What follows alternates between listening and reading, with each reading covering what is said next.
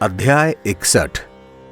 सेनापतियों समेत महिषासुर का वध। उसके बाद दैत्यों की सेना को इस तरह से तहस नहस होते देखकर महादैत्य सेनापति चिक्षुर क्रोध में भरकर अंबिका देवी से युद्ध करने आगे बढ़ा। उसके बाद चिक्षुर ने लाल लाल आंखें कर शूल हाथ में लिया और भगवती भद्रकाली के ऊपर चलाया।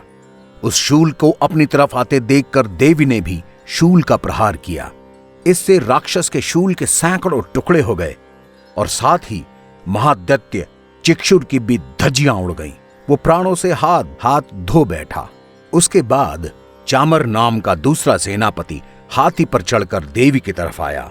देवी ने अपने एक बाण से ही उसे हाथी से गिराया और मृत्यु को पहुंचा दिया। उसके बाद उद्वत, वाष्कल, ताम्र, अंधक, उग्रास्य, उग्रवीर, महाहनु नामक दैत्य देवी की तरफ दौड़े। देवी ने एक हुंकार भरी जिससे वो सारे दैत्य भस्म हो गए। उसके बाद विडाल, दुदर्भ और दुर्मुख नाम के सेनापति देवी की तरफ बढ़े। देवी ने अपने तलवार से उनके सर धड़ से अलग कर दिए।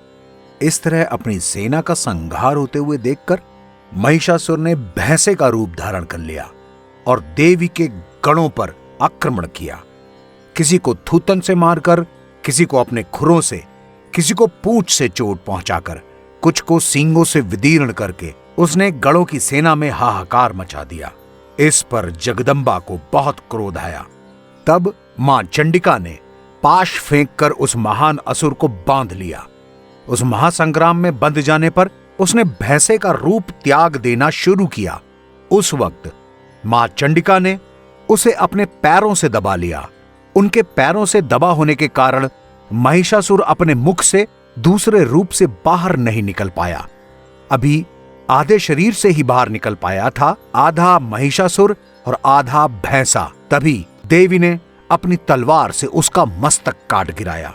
फिर तो हाहाकार करती हुई दैत्यों की सारी सेना भाग खड़ी हुई और संपूर्ण देवताओं ने अत्यंत प्रसन्न होकर जय घोष किया। उसके बाद देवता और दिव्य महर्षि मिलकर दुर्गा देवी की प्रार्थना करने लगे। गंधर्वराज गान करने लगे और अप्सराएं नृत्य करने लगी और जय मां दुर्गे से पूरा आकाश गुंजायमान हो गया।